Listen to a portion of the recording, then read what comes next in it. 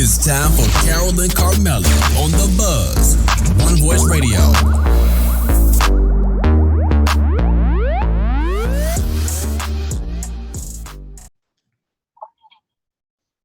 Hey, hey, hey.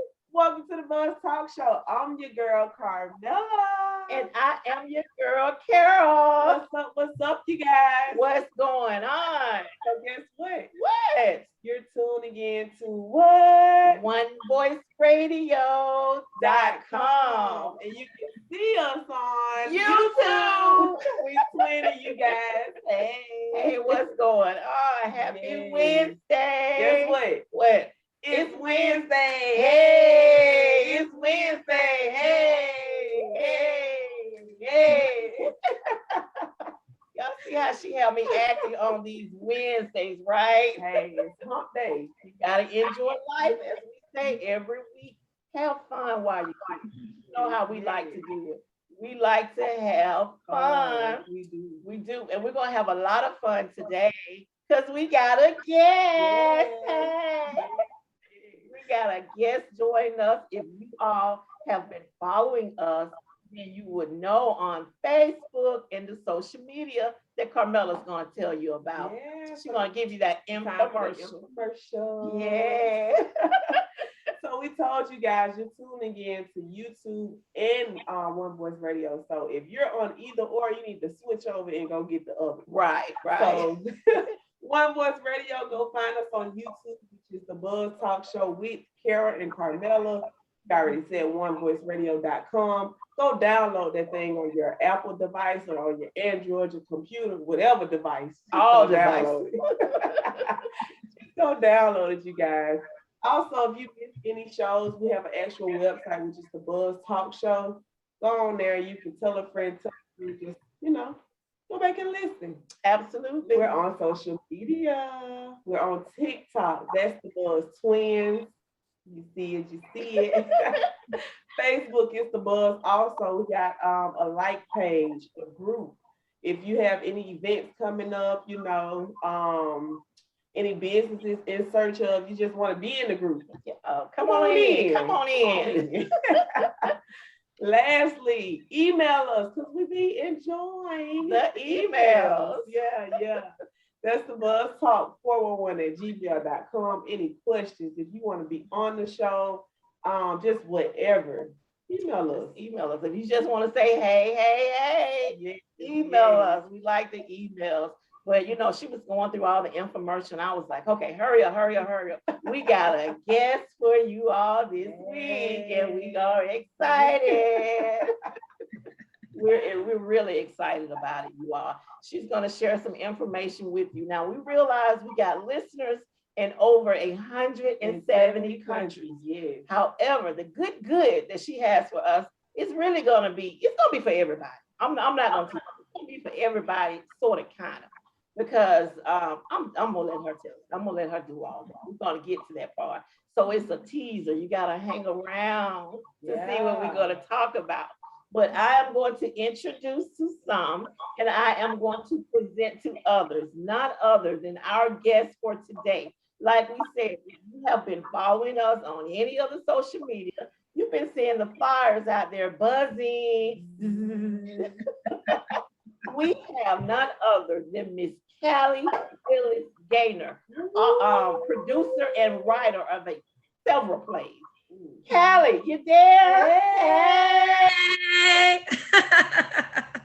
How are you? We are great. Look, how are you? Fine. I'm honored to be here. We are honored to have you here. The only stipulation, you got to bring that energy with us. You got to bring that energy. Yes. As the young folks say, let's turn up. Turn up. That's what we gonna do today. We're gonna turn up today.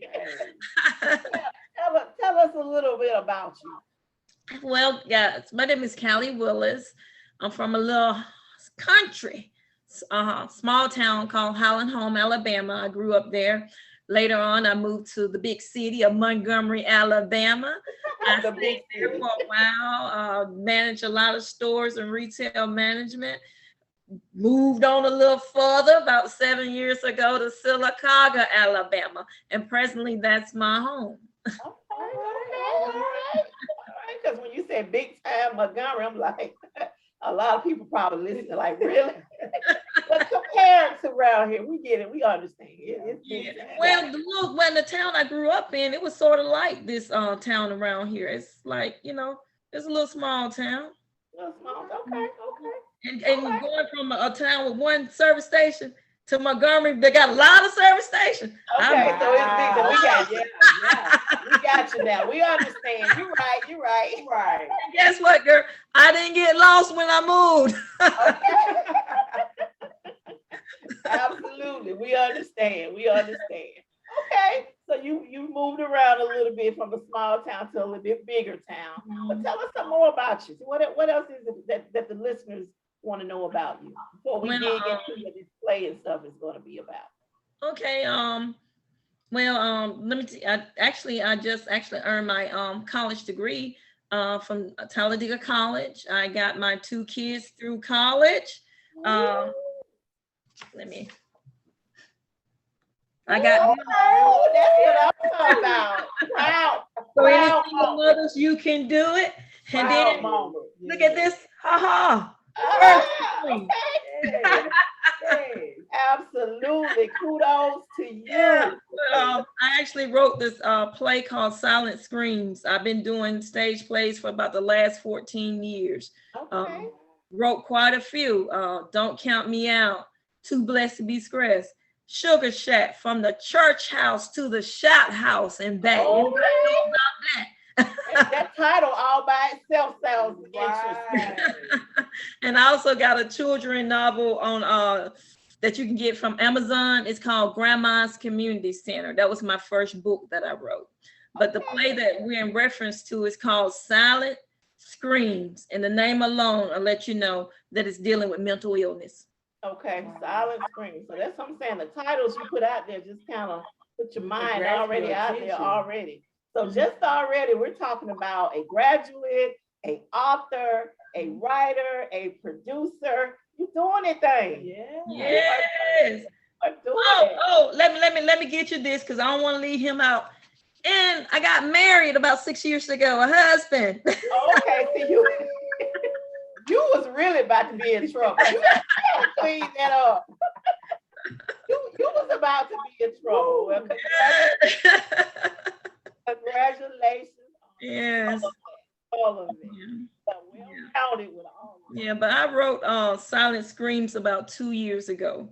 God, actually, I tell everybody when I write these plays, it don't come from me. God give it to me. I always have a notepad and a pen beside my bed, and I wake up 2 or 3 o'clock in the morning. And I wrote Silent Screams because that's when the pandemic had begun, and so many people was going through so many things. And when Miss America jumped off, not Miss USA, when she committed suicide, God said it's time to release. Because a lot of us, we suffer in silence. I was one that actually dealt with anxiety and depression, and I did it in silence because it was too much pride, they want to, go and get psychological treatment. I was running to ER every night. If you saw my ER visit report, you'll be blown away. When I say every night, I literally mean every night I thought I was having a heart attack. And I had to put all of that into writing because so many people suffer with it. So many people, the mind. And I know a lot of people may say, and that's one of the things that the play is going to touch on so much. How can I word this? And this is something I use all the time because, my faith is here. My faith is here. But a lot of people don't believe that anxiety is real. And they say, just pray about it, and they don't advise for you to go get you a therapist or to go get counseling or take medication. But I always tell people, my mother, she died of bone cancer. Her faith was past mine. But the thing is, she prayed, but she got her chemo. Mental illness, treatment, it all worked together. Sometimes God give you the healing, but he give it through a man that's educated to write you the prescription and what you need. So sometimes your hormones just may be off a little bit. That's all. I just need a little medicine to calm down. And once I calm that thing down, I was all right. But if you don't calm down, guess what's going to happen? It's going to go from step to step, anxiety, depression, and then suicide will step in. But if somebody go ahead and get that person, say, hey, we're going to go and get some treatment and encourage it instead of this, all that stigma, that negative stigma that's on it, and take that person to get help, a lot of this stuff that's going on, it wouldn't be going on. It's okay not to be okay. And that's the message that this play is going to bring. So see, basically, you can write about something that you've dealt with yourself. Exactly. I've been through it. And, you know, as we age, you know, we try to tell the younger people some things because we've been there. I can talk about depression because I've been there. I can talk about how I had to cope with my mother, my raw death, because I've been there. I can't talk to another mother about losing a child because I never lost a child. I can sympathize with her, but I can't talk to her about it. So those phases and those dark places that they go, they need some help. Right. And see, that's the thing. We're definitely not here today for me or Carmella to talk and to speak on a lot on depression, other than like from talking to you, because we know it's a real thing. And like I was telling the listeners from the very beginning, I say listeners and viewers from the very beginning, the play is going to be something that's local and surrounding areas, but we want to put this word out to all of our listeners and viewers in all of the countries and areas that they are, because like you said, this is something real. And it's happening everywhere. It's not just happening in our local area. So this is something that can help everyone. It can. I remember I had a hysterectomy. And when I tell you that thing went left, I was in the hospital probably like, I was in hospital stay. I never heard of that. But it was like probably like for like a month. And then I got out and then I had to go back because I had multiple blood clots, not one, not two, but multiple blood clots. They didn't think I was going to make it. They was calling my family in. But I knew that my mission here, it wasn't complete. Okay. But I guess I never really dealt with being that close to death. And then when I actually had to deal with my mother, you know, she was getting ready to go. And so she was at the cancer treatment and I had went to get me something to eat. And I was headed back to the cancer treatment. And, you know, we hold so much in. And I had my first anxiety attack driving down the boulevard, but I knew what it was. And I just started counting and I saw Prime Med and I went there and I just knocked on the desk. I said, I know I'm not dying, but I think I'm having a panic attack. Wow. And from there, it just went haywire. I couldn't calm it down. I tried to do it on my own for a while. Like I said, if you saw my ER visit, you wouldn't believe. I probably went to the ER about 50 times. 50 times before I finally said I went and got help. And you know why I got help? Because of those two kids. Right. I couldn't function like that. I mean, I'll cry all night long, stay in ER all night long, then get up and put on the makeup and go to work and nobody knew I was dealing with. So you hide it. I was like you said, not want to let people know, afraid of what they're going to say and think. Because I know that, you know, people, when you start talking about anxiety and depression and all of that, you know, that's not something that a lot of people feel comfortable with sharing with other people. Mm-hmm. So just even kudos to you being here today is a blessing for what you were saying, but to even be able to talk about it, but not only talk about it, put it in a play. Mm-hmm. Yeah, I did. The lady, the lead character, she's dealing with some things, and sometimes stuff can happen from your childhood that you didn't let go of, and it followed you into your adulthood. Right. And so that's what happened to the lady that's in the play. The little girl from her childhood come back, and her husband, he don't understand mental illness, so he's going to a therapist as well, trying to figure out what's going on, how could he help his wife, and at the end, it's all going to gel together. But doing this play, because I don't want to give it away, we're going to touch on anxiety. We're going to touch on depression. We're going to touch on suicide. We're going to touch on the pandemic. We're going to touch how men don't really know how to cope with themselves. Because men go through anxiety. They go through depression, the whole 9 yards. And then when the pandemic came, you know, a lot of men had to leave their job. They had to stay in their house. All that time when they was used to watching sports, there was nothing. My husband couldn't find no sports but golf on television.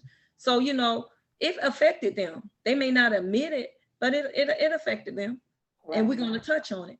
And that's the thing about it. It's interesting that you said that, because I don't know if people just think, you know, depression is just with women, you know, that it's men as well. It's not just, you know, some things that we say, okay, well, this is just about men, or this is just about women.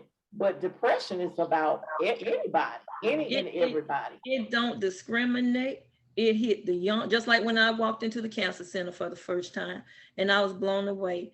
Cancer didn't have an age, it didn't have a number. I mean, it didn't have a color, it didn't have a race. It was just everybody was there, from young children. Right. Depression, they may call it ADHD, but it's real. I will never forget the young boy from Montgomery, and I think about him often, but he was a wonderful dancer. And I think he actually committed suicide and he was no more than about 10 or 12, because kids was laughing at him because his love to dance. But just imagine what this little boy could have been on stage somewhere. Exactly. Right. And that's the thing that I think, you know, people don't realize, because it's happening more with the kids, even in school, being bullied, you know, picked on, and all this kind of stuff. And you drive them to a certain, you know, a breaking point. You just never know how much someone can handle. It's, you know, it's one thing with the adults, but when you're talking about kids, and sometimes they don't share it with their parents, because, you know, parents, the first thing they're going to do, I'm going to that school, I'm going to handle this. And then the kids probably think, okay, that's going to make it worse, you know, because then they're going to know I told, or I said this or whatever. So they just keep it, like you said, in silence. Bottled up inside. Keep it inside. I got a nephew, and he dealt with a weight issue, and I think he's in the 5th grade. And sometimes he don't want to go to school. And my sister actually had to pull him out of public and put him in private, because he actually got a therapist. And so it's happening every day. I mean, with kids, men, women. One of my Facebook friends, I remember he put on Facebook after his dad died, I need some help. They're crying for help, but don't nobody want to talk about it. You know, they want to push it under the table. Like I say, and they'll say, pray about it. You know, it's just the devil. But this thing is real.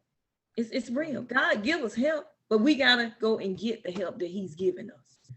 It's not the devil. This thing could hit anybody, just like cancer. Yeah.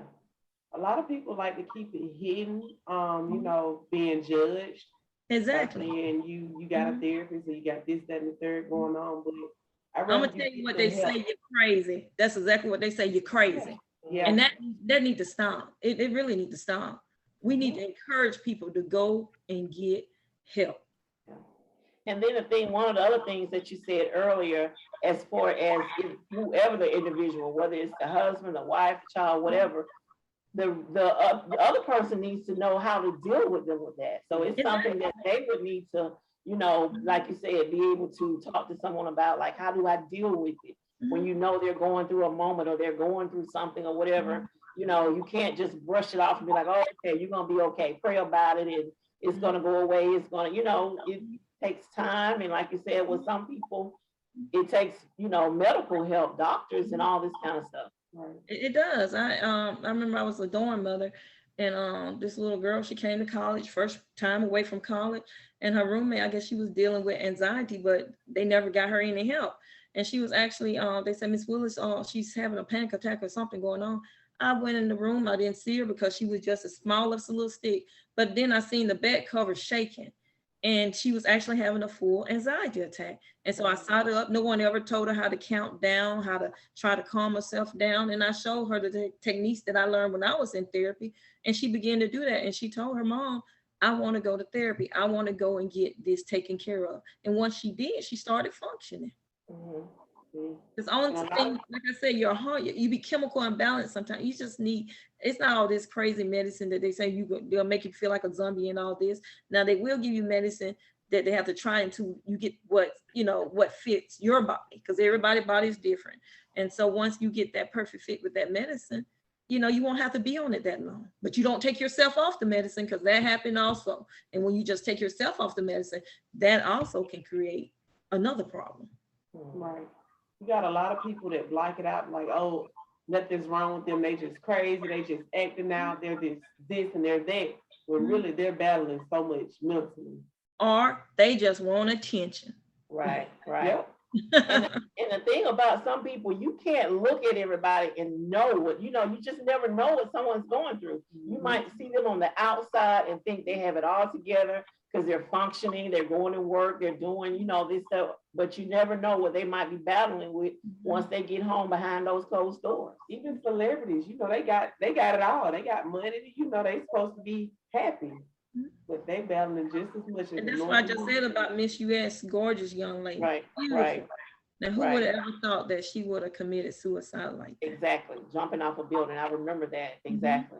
And when she did that, I said, it's time to release silent screams. I said, if the negative come, the negative come. But I'm going to release this because I know. And you know what? God told me that not to charge the people. He said, this is going to be a free show. Do not charge the people. It's going to be a free show. And he made it just so it's a free show.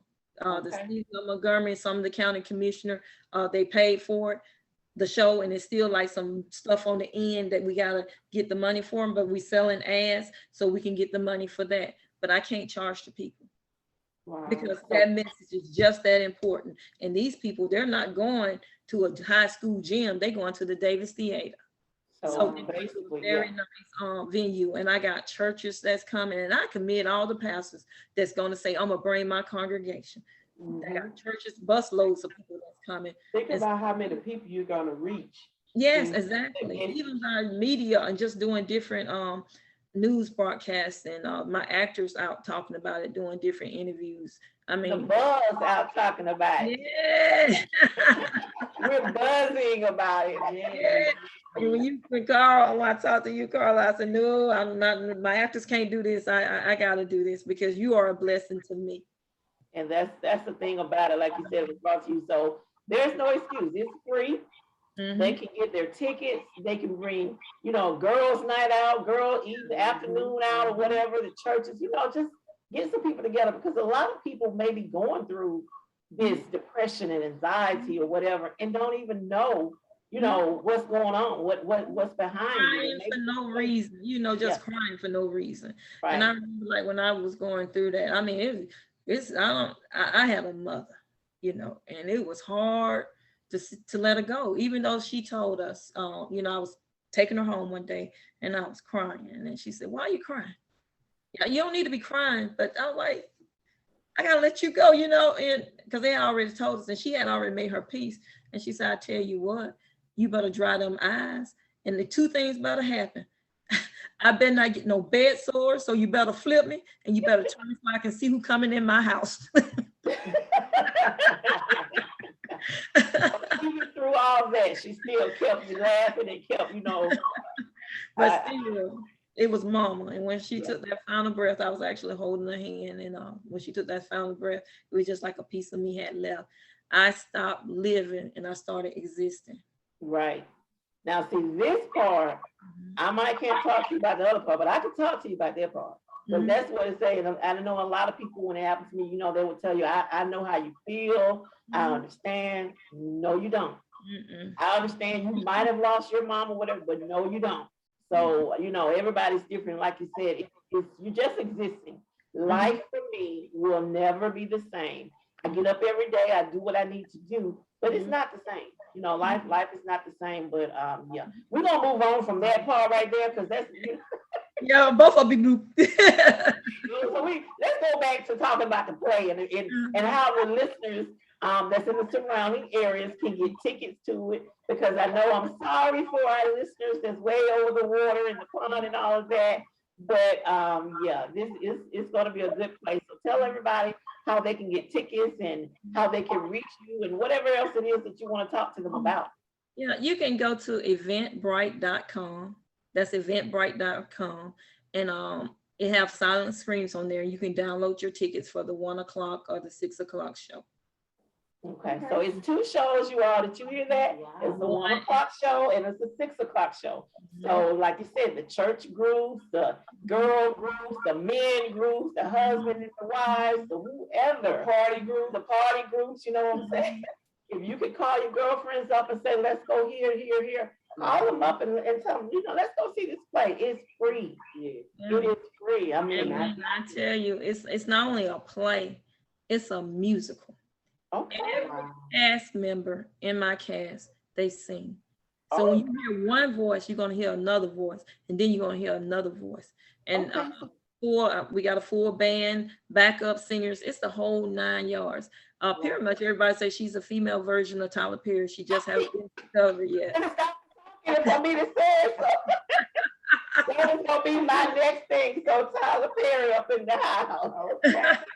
But they, and that's an honor being compared to somebody like that. I mean, I don't take it lightly. We actually closed the 50th bridge crossing ceremony in Selma with the play Don't Count Me Out. And it was people from California, all around the world. And they said, there is no way this much talent is in Alabama. I said, Alabama have plenty of talent. We got good talent.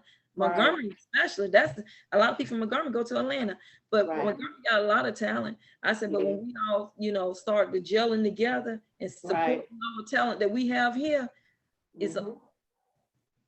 But that's the thing we say, because we not only do we do the talk show, but of course every week, we talk about positive things, encouraging people to go after their God-given talent. Just stop sitting on it, because some people, they just sit on it and don't use it. That's one thing. I know my family get tired of me because I use every gift that he gave me. It's nothing but get a child into college. I know how to get them in there. I'm gonna use my gift. I will not sit on my gift that God gave me. Well, that's a blessing, because all these different plays that you named that you've been doing and still doing them, so you're obviously doing something right. I mean, it's like I said, it's a blessing from God, because I remember times where we had shows and and I'm not about I want to make this much money and have this much money, as long as the show is paid for, because every show I write got a positive message. As long as the show is paid for, I done my job. God have always given me, and I can't tell you how many shows we've done. I have never went in the hole. I may not have made no profit, but it's not about the profit. It's about that message. And I remember I had, when Don't Count Me Out, it was a father and a son scene. And I remember a guy, he came in the store that I was managing. He made a point to come in that store after he saw that play. And he said, I haven't seen my son in over 15 years. Something crazy, the reason why we weren't talking. He said, that night when I seen Don't Count Me Out, and that little boy and that dad had that conversation, he said, I left that play once it was over and I went and found my son, and we have a relationship again. Wow. That's what it's all about. And when God moved on the stage, I let the Holy and the Spirit move. You got a certain time to be out them theaters. And they say like Pentecost, everybody on one accord. I have all type of people, Church of Christ, Baptist, Holiness. But at the end of those plays, when they do that closing song, everybody be on one accord. And when the play, at whatever scene is on, if the Spirit is moving, I say, don't close those curtains. Let God do his work. And after he do his work, we close the curtains. Wow. Yeah, that's a blessing. Absolutely a blessing to be able to even write the plays like you're writing them. I mean, put so much into them. And you say you even have a book. Did you say it was a book you have on Amazon? So yeah, we want to share that information. Tell us again about that so the listeners and viewers can go look for that as well. It's called Grandma's Community Center, and it's on Amazon. It's a children's novel. It's dealing with two brothers. And now this is a good book. It's dealing with two brothers. And you know how, and I always say this, just because a person live in a certain area of town, or as they say, the project, that don't make that person bad, nothing like that. That person probably just only there because that's what they can afford. So this mom actually wanted better for her kids, and she actually got a way to get out. But once she got out, she realized all these bills started hitting, rent and all this stuff, because you got a house note and all this stuff. And so, of course, what happened? The lights started getting cut off. She couldn't provide food for her kids. And so one particular day when the brothers got up, the lights was off, and they was having a conversation that we wish we would have stayed in the project, because when we was there, we had food, the neighbors looked out for us and all of the above. And once the mother had that, her two boys in there saying that she wished that, they would stay, she actually had a heart attack. And so once she had the heart attack, the old lady from the community center, Rosalie Miles, took the two boys in, and that's where the story began. Wow. You are Tyler Perry Jr. Yay. The female version. Absolutely. Absolutely. You know, I'll tell you this part right here. It's like some of the stuff I write, it actually sort of corresponds with my life, because the same day as Hurricane Katrina, I was at the police academy, and I actually fell off the wall and I broke my tibia, my fibula, and my ACL. And so just like the mother after she come out of consciousness, she got to learn how to walk and all the above again. I had to learn how to walk because they told me I'd never walk on my leg again, that it was pretty much, you know. And so I went to therapy every day, and I act a fool in therapy every day. I didn't want them to touch my leg. I remember one day that her name was Callie too. She laid on my leg. I fell off the table, but I was in shape then because I was in that state trooper academy. And so I told them I ain't going back. I don't care what you do. I'm not going back. And so they told me not to touch my leg again. But make a long story short, Callie acted a fool every single day because I didn't want to be there. I'm mad that, you know, my career then came to an end, and it was a young man there. He had an accident, and he was a promising baseball player. And he would look at me every day because they told him he wouldn't walk again. But every day he came to therapy trying to walk. And he told me, he said, when he had the accident, it was 3 men that stayed with him. But once the ambulance got there, they didn't see nobody. But he always made contact with me, always like stayed, you know, and I said, you know what, God, I got an opportunity to walk again because I can feel. He can't feel nothing. And he was looking at me like, I wish I can feel what you over there screaming that you don't want to be here. Right. And once I made that eye contact and I saw that tear drop down his eyes, like I wish that I had some type of feeling. I told the lady, I said, I'm gonna stop today. I said, if y'all just leave me alone, I'll do my exercise. I do well. I said, I don't want y'all to touch me. I said, but I'm gonna do it on my own. And that's what I did every day. I did my exercise and I began to walk again. And so just like that book, it's going to go through how she's going to gain her strength back. She's going to start back walking. I mean, the whole 9 yards. So yet again, from life lessons. You put it to, pen to paper. Mm-hmm. And that's a Tyler Perry, because he always talks about Big Mama and all the things that happen. So I wonder, do I have anything in my life that, I can write about or whatever? Okay. Tell me, I'll write it. I know, right? And that's interesting, just even you saying that, because when you were saying that, I was thinking about over here, Carmella, back in junior high, she actually tore both of her ACLs. And she would love cheering. They told her she'll never cheer again. Baby.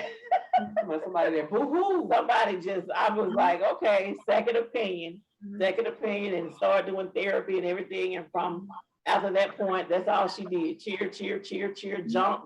And I was like, every time she was jumping, I was like, but, that's what they said to me. Oh, she probably never cheer again. But, that didn't happen.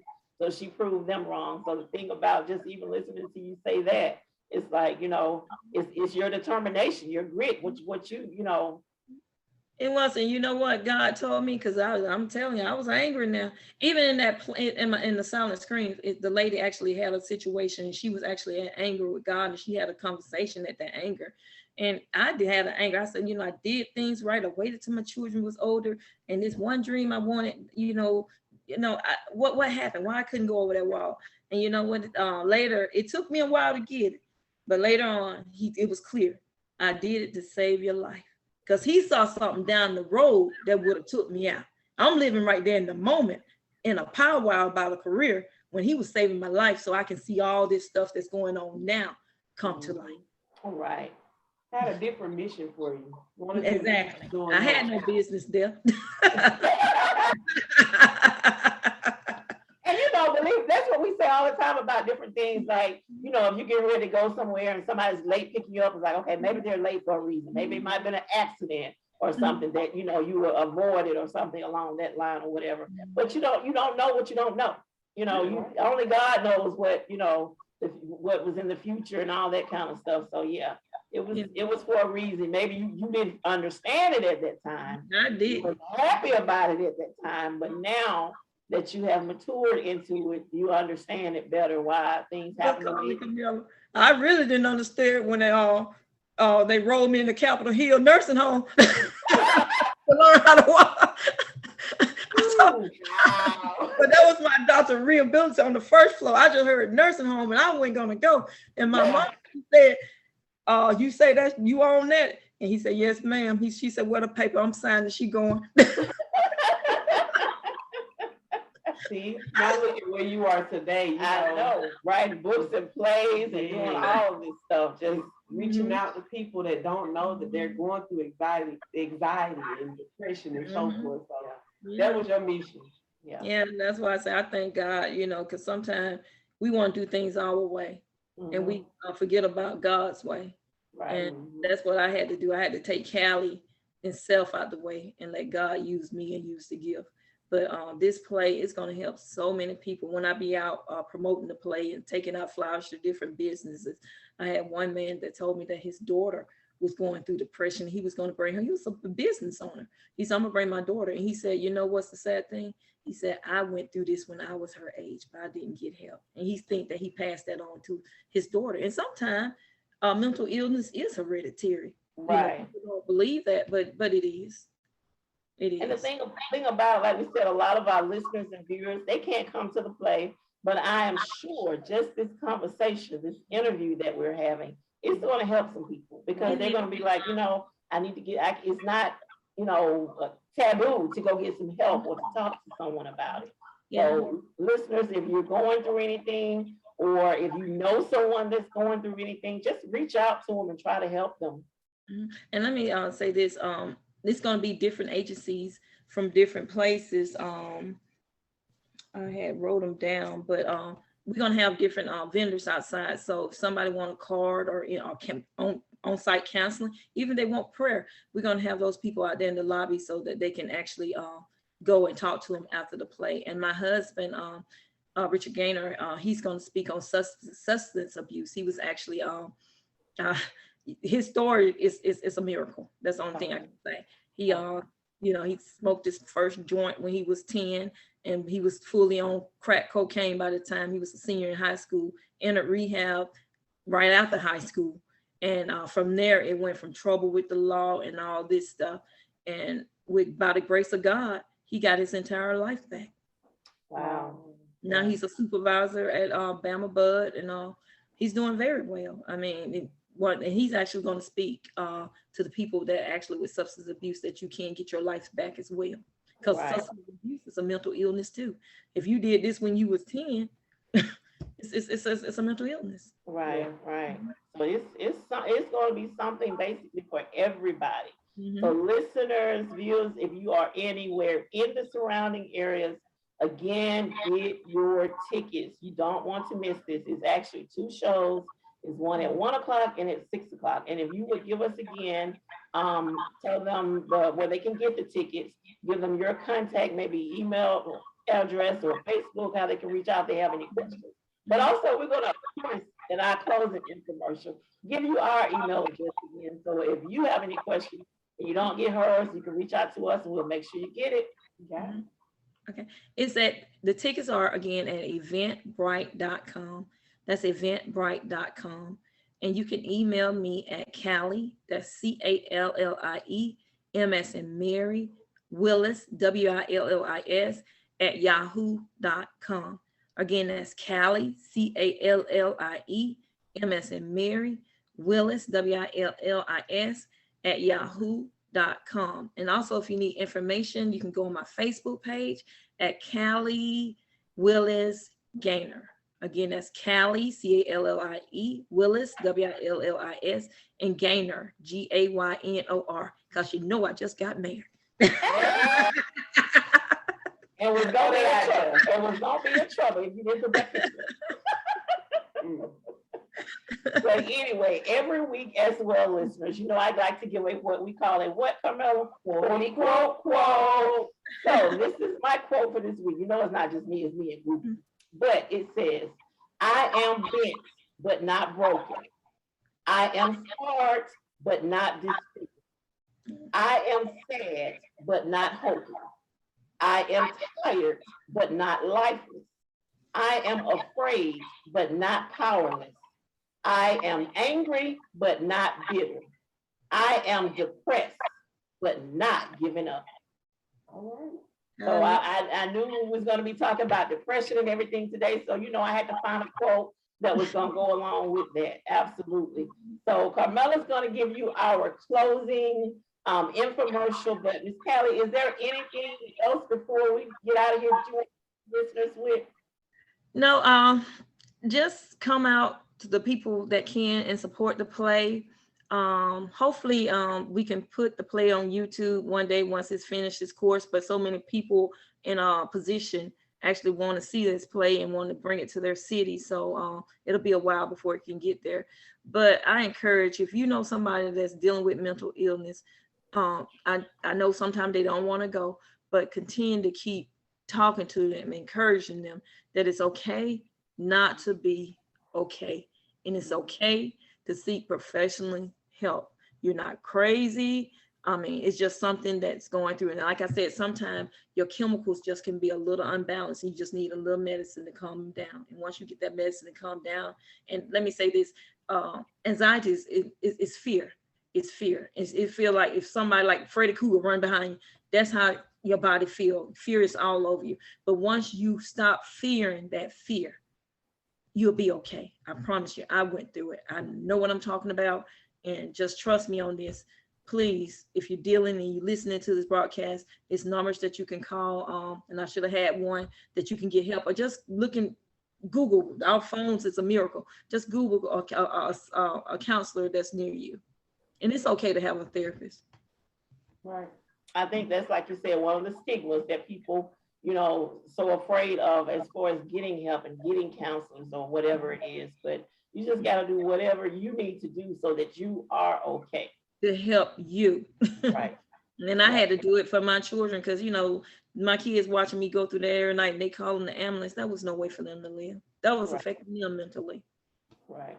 So maybe that's one of the things too. You're doing it for you, but then, take in consideration your spouse or your kids or your parents or whatever, because they want the best for you.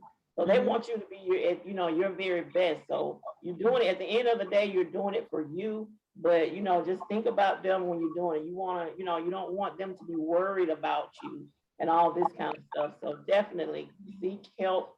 And like you said, it's okay not to be okay. Exactly.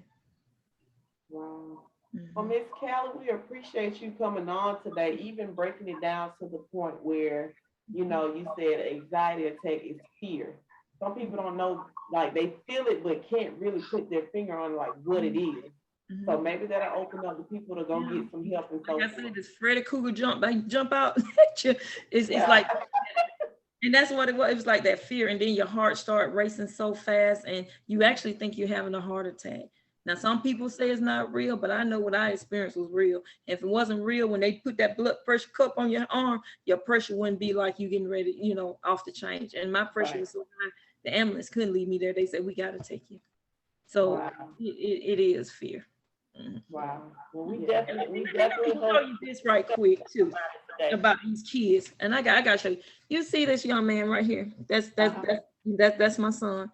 And they actually said that my son wasn't going to be able to learn. They tried to put him in special education and all this stuff, but he had a mama like me. I said, there's nothing wrong with his learning, but because he was so sick as a child with asthma and all the bugs and stayed in the hospital, that he was behind in school. So that particular school system, I pulled him out and I put him in private school, and they gave him a check. And guess what? I accepted the check, but I used that check to pay for private schools, tutoring, and all of the above.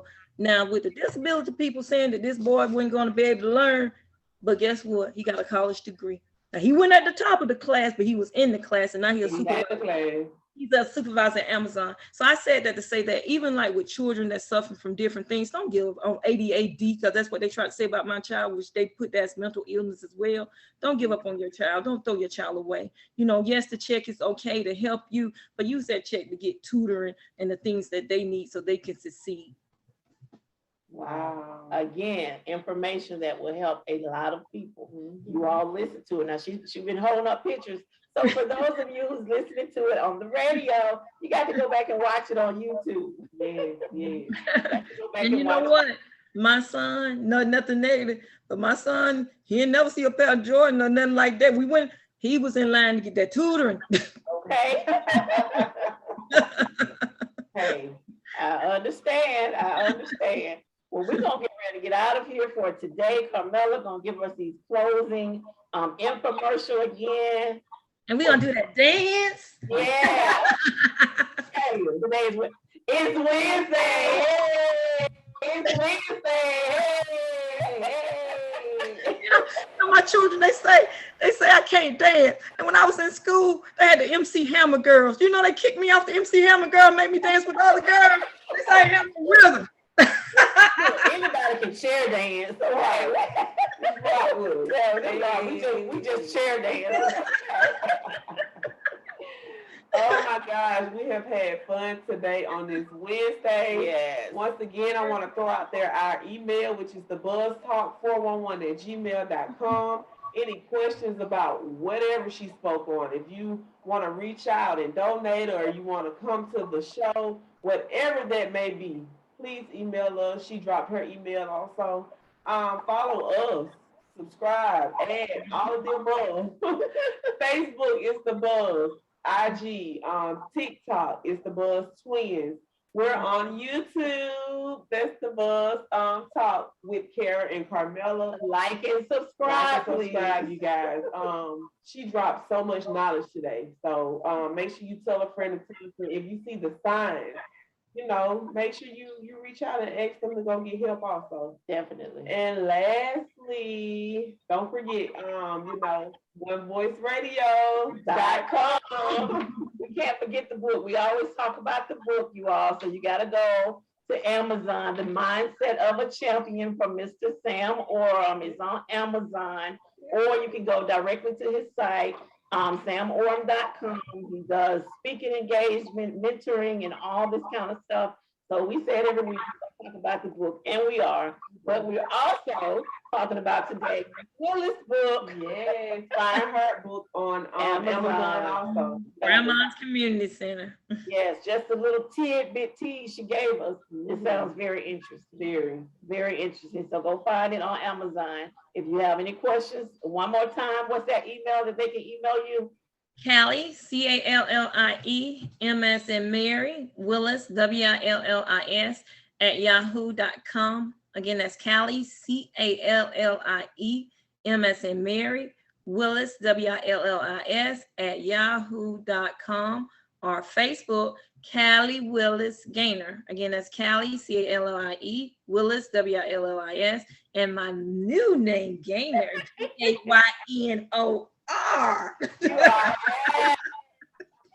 That's what I'm talking about. Exactly. You know, I bet pray for a husband for about, how old am I?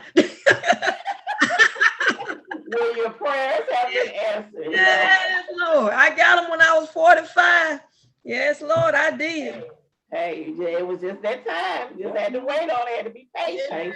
That's another thing, listeners. You hear what she's saying? She prayed about it, but she got him. So just, hey. You know what? He was God sent. Because I'm going to tell you this, because I know you got to go. But like I said, my husband, he smoked his first joint when he was 10. So you can imagine that been shot in the back, been stabbed, all this stuff.